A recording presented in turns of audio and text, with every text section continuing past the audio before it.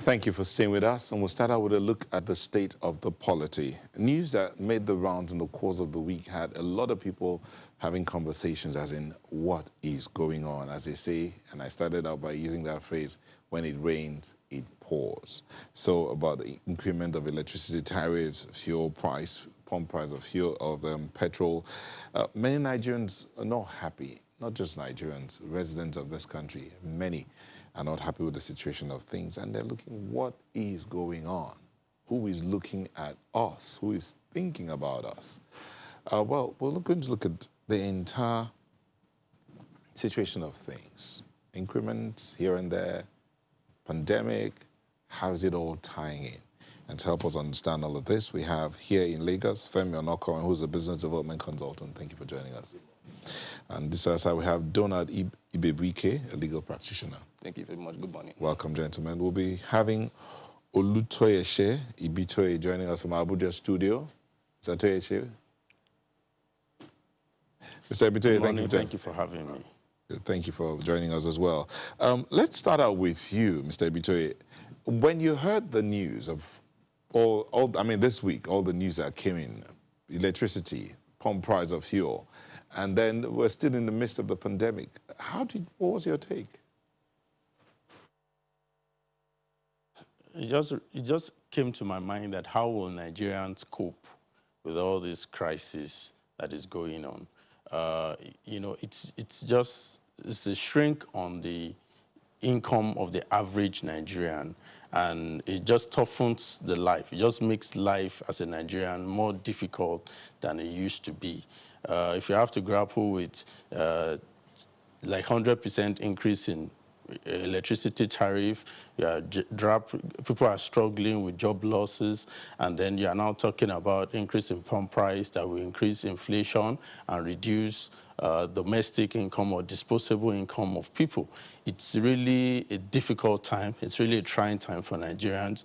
And of course, like you said, one wonders whether the government of the nation really bothers about the welfare, of the people. Femi? It's interesting times, that's what I would like to say. We have had unprecedented events this year, 2020.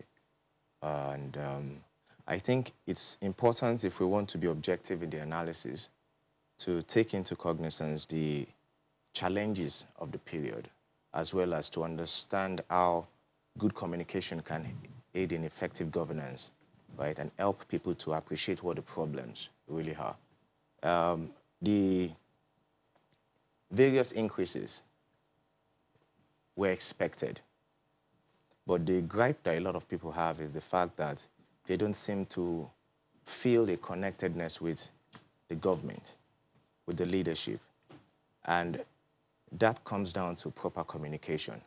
Aside from having detailed analysis of what the situation is, having an objective view of what the problems are, it's also important to communicate to the people, with the people, so that you can carry them along, despite the challenges that are at hand.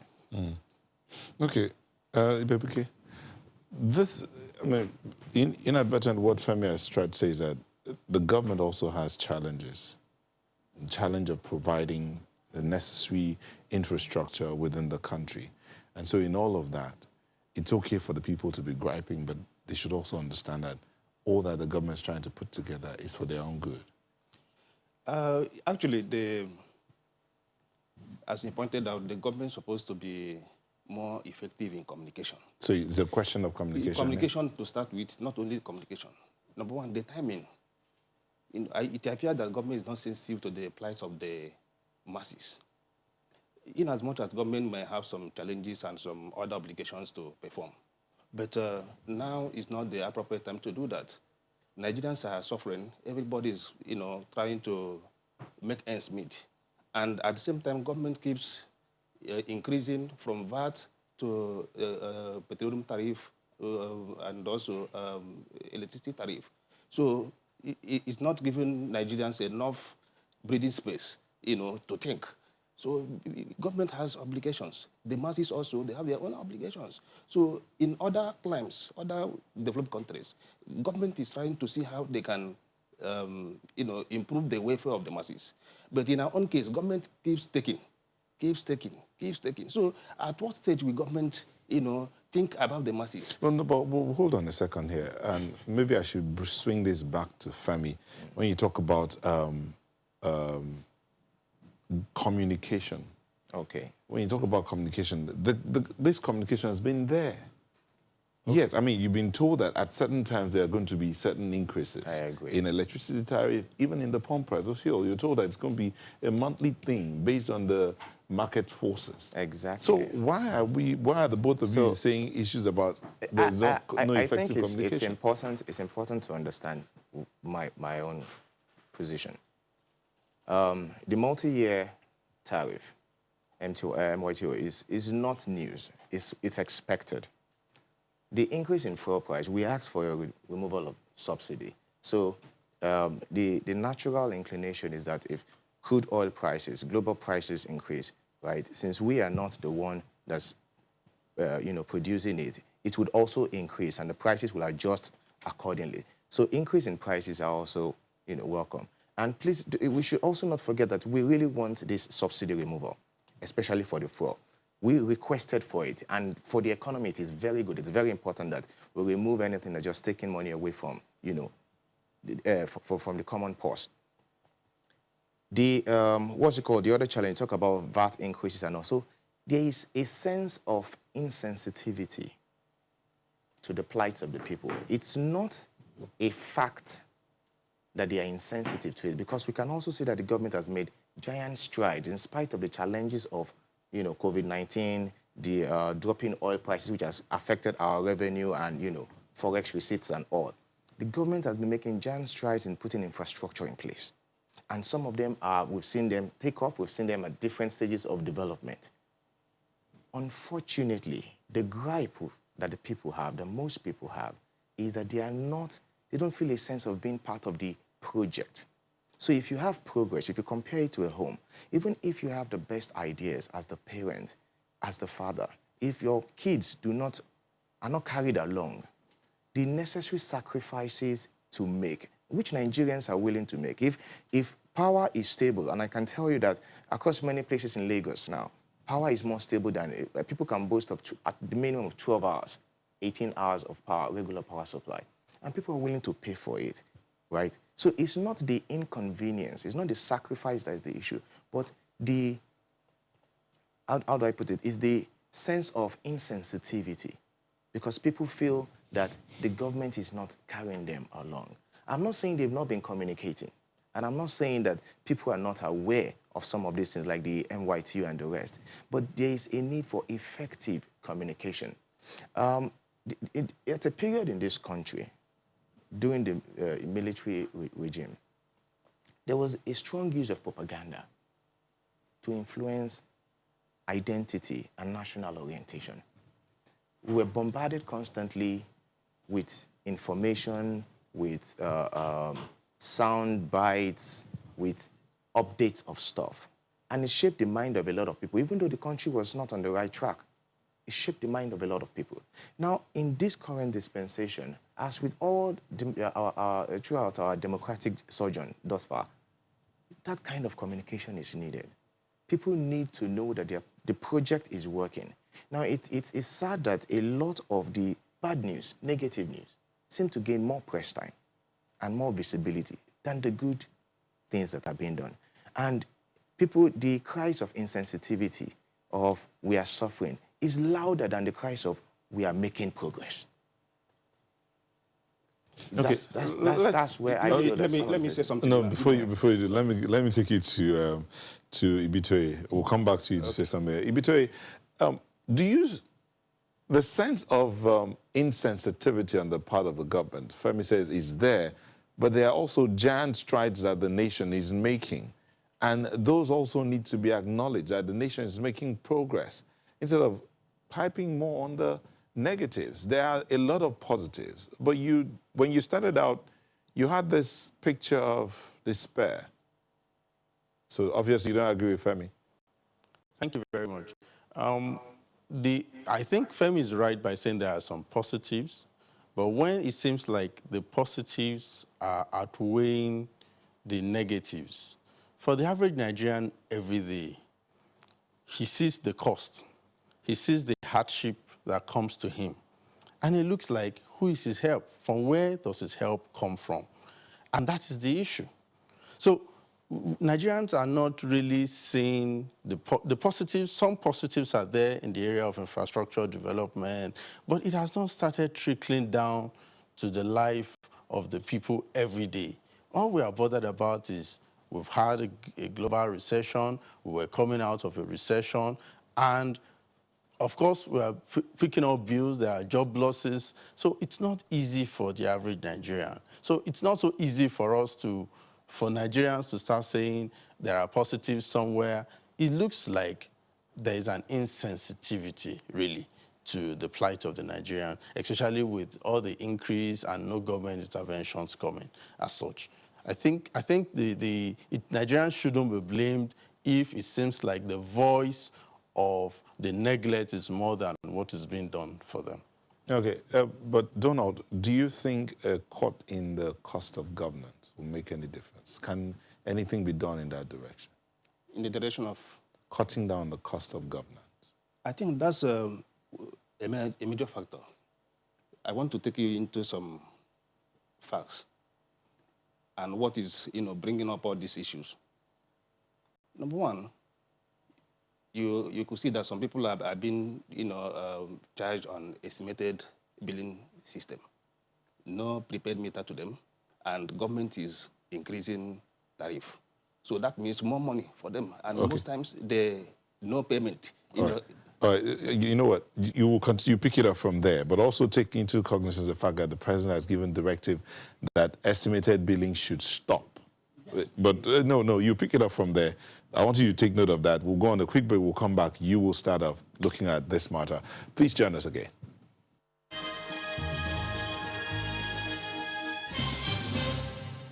The Nigerian power sector has been through phases. Despite the investment and reforms, the sector has produced recurring dismal performance, with electricity consumers constantly growing in power supply. Recently, President Muhammadu Buhari ordered the mass metering program for consumers, and that has not even taken off. A new tariff regime is announced. This goes to maintain a 4 naira tariff for all customers consuming less than 50 kilowatts hour of energy per month. For most discos, there is a tariff freeze for those who don't enjoy up to 12 hours of power supply daily. But for the upper band, the tariff rose to as high as 56 naira from 40 naira. Raf, a trader who lives at Okera area of Lagos, says his neighborhood has been in constant battle with the electricity distribution company over estimated billing, and now with the new tariff, it sees a rip-off. We had a consensus so that they should, give us meter, bill, card meter, or meter card. So we did that meeting among ourselves with the landlord, and everybody were arrived at the conclusion that if not card meter, no billing, we won't pay, even if they give us, because they keep on bringing crazy bills every now and then. So they find out that if they distribute this meter, they are the one to lose. To get supply. Ralph's story is not different from this self-employed Lagos resident who is also not metered. It will be good for the tariff, to be revised to, to present realities. It will be good, yeah, that's on the one hand. Whereas on the other hand, we have a case where a lot of consumers have not been metered. And even with the present lower tariff, a lot of consumers cannot even afford the outrageous estimated bills. They haven't been following the capping order initially. Who's to say they are going to follow this capping order now, when NEC has not demonstrated initially that they are able to put these discos, in check? The discos admit that the metering is tied to the tariff, but the capping method is expected to ensure that consumers are not cheated. Metering investments are tied to tariffs. The investments will only happen if the tariffs are right. Now that the tariffs are right, the investments will come in. There is now a ceiling because those who are not being metered were being estimated. there is now a cap on estimated billings. There is a methodology to protect them. They may even come out better off than if they had meters. The discourse insists that the current pricing system is not only unsustainable, but also not investor-friendly, and that necessitated this journey to a contract-based market, a move already condemned by some customers. Gary Ido, Channels Television News.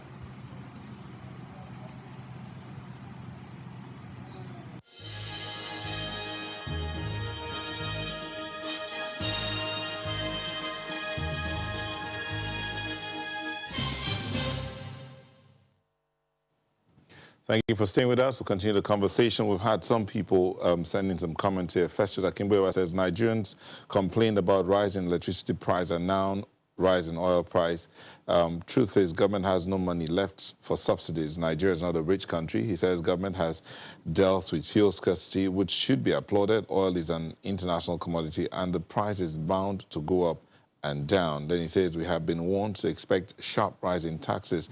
He's in the UK. Says they've been warned to expect sharp rise in taxes in the UK, where VAT is 20% to pay for COVID-19. That's from Festus Akimbewa. Well, Donald, you were talking about the matter of metering and electricity tariffs, but I was going to say, remember the president had given a directive that estimated billing should end and everyone should be metered. I'm aware of that, and I'm also aware that NEC, the regulatory body, has also issued similar, directive in the past. In fact, NEC has also directed all the distribution companies not to disconnect consumers without notice, but they hardly observe all these directives. So even the directive from the president can still go the same way. So the problem is the masses are feeling that what government is expected to do for them, government is not doing those things. So you see the disconnect. So the problem now is you are increasing tariff, whereas you've not installed prepaid meter, which at least they'll be satisfied that they are paying what they are consuming. But now government will, all of a sudden bring up tariff. So the masses are not happy based on this challenge. Another problem is, you see, the privatization itself of the power sector is a problem because there is no atom of competition in the system. A situation whereby all the distribution companies, they have a ring-fenced territory assigned to them, which means nobody is competing with them in all those areas. So the problem there is no competition.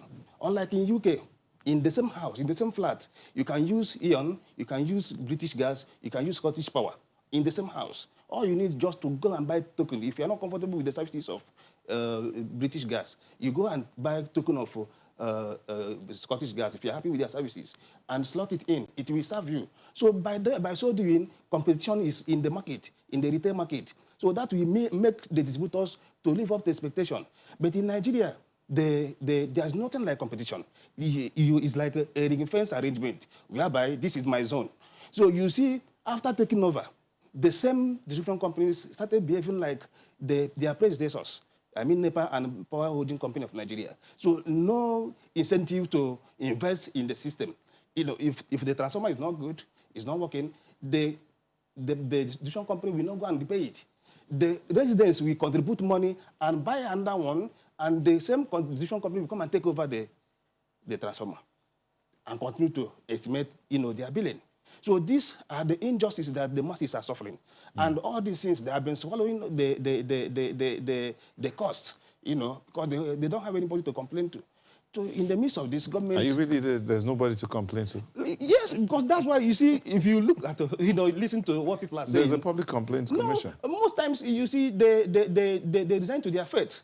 Because even if they can speak up, if you accost them and ask them what their, feelings about the situation of things, they will say one or two things, but they decide to their fate. And when you say there's no competition, there's also the Consumer Protection Council, now the commission. Yeah, federal competition and... Federal competition no, and that is not consumer the competition. You see, like, let me use the... No, I'm just saying that there's an agency that's supposed to ensure that there is some level of competition in all of this. Having a competition body is different from having a competitive market.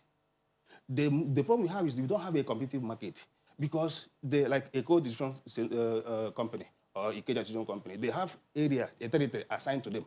So whether they perform optimally or not, they are entitled to their, fees or to their tariff. But as I give you, the example I gave before in the UK, yes, you in the same house, you can use different, power suppliers, yeah. in the same house. But it's not like that here. So the absence of competition is a problem. And that's why, the different companies are not living up to expectation. And that's why so many years after the privatization, Nigerians are not yet enjoying the benefits. Okay, Femi, you're going to say something. I feel that we should, you see, all the problems that we've highlighted as deviling us, the increase in tariffs, the increase in pump price and the rest, we need to be objective when we look at them. So the first one, for the power, what's it called? We need stable power. We need regular power, right? For that to be achieved, we need investment in the power distribution companies, the Gencos and the Discos. They need to know that they're going to make money if they put money into the businesses. Yes. For that, the rates that they are going to charge needs to be competitive. So the issue of competition may not be the problem. It's the issue of a fair play scenario. But wherein they have let me meters. interrupt you here. Which should come first? The stable power or the tariff? Okay, good. Now, that's like a chicken and egg scenario. Exactly. Or would you say it should be the promise or the guarantee that they will get back their return on investment? Let me put it this way. Government is meant to create an enabling environment, provide policies that will guide you, right? Any industry, any sector. That's the job of government. So what I would have loved to see is for NEC, for instance, on the matter of prepaid meters, why can't we have an arrangement that everybody is supplied prepaid meter?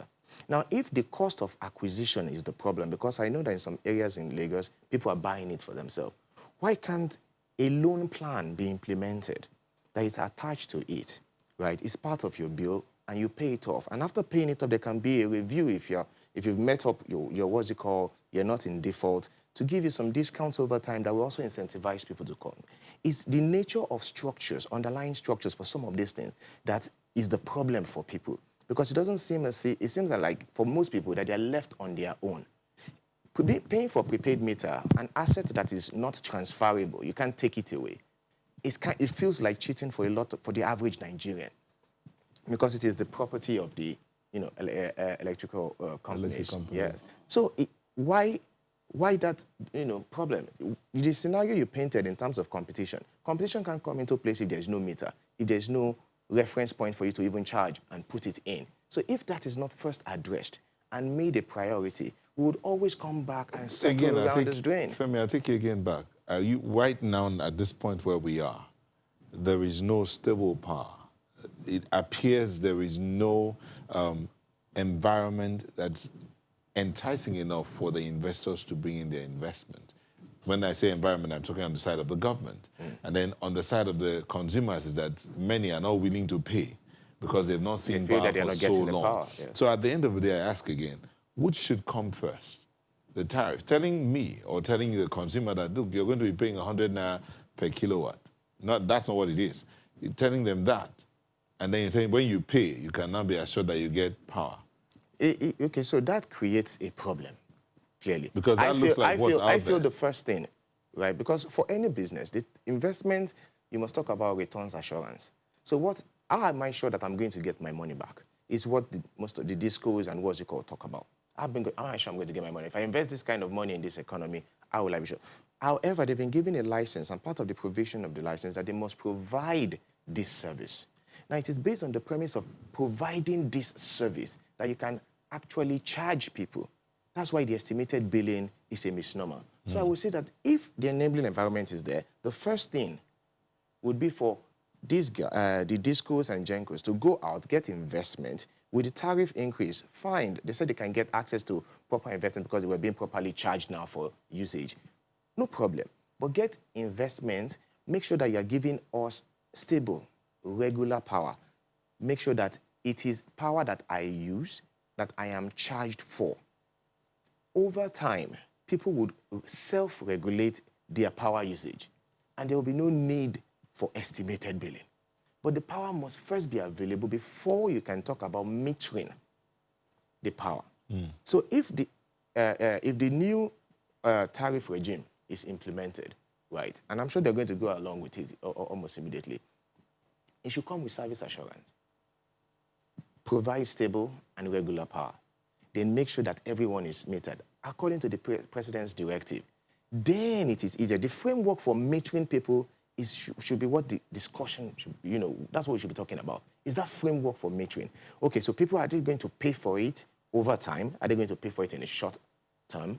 Are you going to provide it to them because it is your assets and your property? You can get a loan from a bank to make such provision within your area. Those are the things that we should be having the conversation about. But availability of power should be a no-brainer.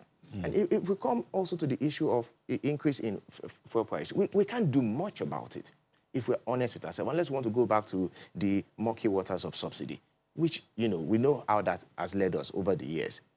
Fuel prices, pump price is going to increase. It's going to fluctuate. It will go up, it will go down. There was a period, I think, was it April or thereabout, that it dropped and then it went up again, and it's been going up since then. People are concerned because during this COVID period, economic activity is low. So you have fuel price, increase. You have food prices, increasing. You have, what's it called? NEPA increasing, transportation. So it seems like they are bearing so much within a constrained period of the COVID. All right, let me bring in Ibitoye. Ibitoye, just react to this. Some of these increases are inevitable. However, I have not seen a deliberate or vigorous attempt by government to plug leakages and wastages by public officials. That's coming from Sam Was Born. Do you agree with him? Yes, I agree totally with that. If we are asking the people to pay for services, and it seems like we are moving to a sort of capitalism completely, it is important that government, it is just good faith that government should reduce cost of governance.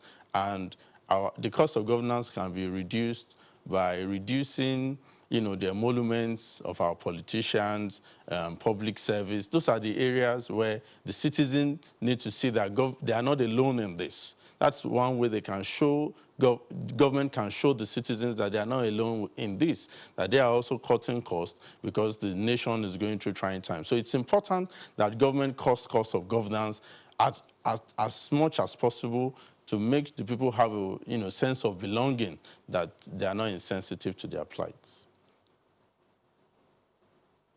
Let me read this tweet, you react to it, then we'll switch to something else real quick because our time's running out. Ayọ̀adé Adedeji says, Ikeja Electric hasn't supplied power to my area for days now because it is largely unmetered based on the government's bill capping on policy on unmetered environments. They would rather not give us power. Iloje Jeff Samuel says, what does the directive of the president mean to the common man? He said estimated bills should stop. Does it mean Nigerians should stop paying? Does it mean Nigerians should resist officials from disconnecting them? He's asking how should Nigerians react? And then Simon says, what was the initial agreement between the discos and NEC? Why is there impact on the masses? You are an energy lawyer and all of that. So at the end of the day, how should the people react to this? That's why you see, protests here and there, because they feel alienated. They feel that government is not protecting their interests. It's obvious. No meter, you keep increasing fees. Contrary to what my friend said, the policy should be meter first. You don't put the cart before the horse. Provide meter to every household. Then after that, we can increase. So that if I'm consuming, I know that I'm consuming what I'm paying for what I'm consuming, not based on estimated billing. And you see some people paying like 10,000, 15,000 per month. But if you're on meter, you pay like maybe 5,000, you'll be okay. So that's the challenge. So the cry by Nigerians are justified. On a related note, because I want to say something on the issue of fuel. I've not said anything about that. I also feel that government, has been spending money on turnaround maintenance. I read that from 2015 to 2020, government has, the 4 refineries we have, they have incurred losses of over 500 billion naira. So government, the masses, they are reading all these news. They know all these facts. They know that government is not doing the right thing. So nobody is against the regulation. Myself, I'm not against the regulation per se. But what I'm thinking is government should first privatize the refineries. If you privatize the refineries, the masses will say, look, government is doing something. There should be a policy. There should be a framework. If this framework is in place, the masses will see the determination in the government. The government will earn their confidence. By so doing, if government is trying to earn money in order to provide services, then it is somehow justified. Okay. But in a situation whereby government is not doing the little ones, like the privatization, it will cost government money. And meanwhile, even the so-called deregulation, myself, I don't agree to that. There's nothing like deregulation is a technical increase in petroleum prices. Because Section 6 of the Petroleum Act, gives the Minister of Petroleum the power to fix prices. And that section has not been amended. It has not been repealed. You see there. Likewise, the equalization for petroleum equalization fund, it requires the government to make sure that petroleum products are sold at the same price across the country. So if you're talking about the deregulation, which deregulation entails that what fuel is sold in Lagos will be different from what is sold in Enugu because of the transportation cost. But it's not like that. So you can't say that there's deregulation per se. To me, I think the government is just increased. I think this is another matter we'll look at one of these days and we'll hopefully bring you back. Let's wind up in the next 1 minute each. Let's look at the third phase of the ease of restrictions on the COVID-19 protocols by the Presidential Task Force on COVID-19. So far, the curfew has been moved from 10 p.m. to 12 midnight to 4 a.m. The international flights are now, the international airports are now open. Flights can come in from today, and indeed some are already landing. So in your thinking, the three gentlemen, would you say we're on course? It's early days. Early days. A lot is in place. Sorry, I just want to quickly rush this. We need to understand as a people that there is no silver bullet. There are so many issues, baggages over time, that it's impossible for one administration or even 2 or 3 administrations to come in and make holistic changes as we expect across different sectors. It's going to take a while. And because it's going to take a while, we need to be realistic in our expectations of what we want. Not that when we start and it gets uncomfortable, then we say, no, this is not good enough. Let's go back to the old order of things. There's no silver bullet to this matter. These matters need concise thinking. The reduction, for instance, in government spending, it's painful to the people because they have out-of-pocket spending that comes to them. However, what is the quantum of that reduction, the impact on the scale of things that we're talking about? Okay, you need a legislature. You need a legislative amendment to make a number of changes that we talk about. Those are things we should focus on. Would the legislators make their amendment? Yes. Okay, so your closing thoughts on we're using the COVID thing to end. I think we are in order with the easing of the lockdown, but I want to implore Nigerians to be very, very responsible and know that the COVID pandemic is not yet over. We need to adhere to the restrictions. We need to wash our hands and then, do the social distancing thing. It's very important. It's a personal responsibility phase, and we need to take it very seriously. Thank you. Okay. Ibebike? Yes, I think I'm in agreement with what he just said. That's the summary of the whole thing. Okay. Yeah. All right. Thank you very much. Thank you very much, gentlemen. Olutoyese Ibitoye is a legal practitioner, joined us from our Abuja studio. Femi Onorekon, business development consultant, and Donald Ibebike, legal practitioner. Thank you both. And Toyese for sharing this day with us. Sunrise will be back in a moment. Please stay with us.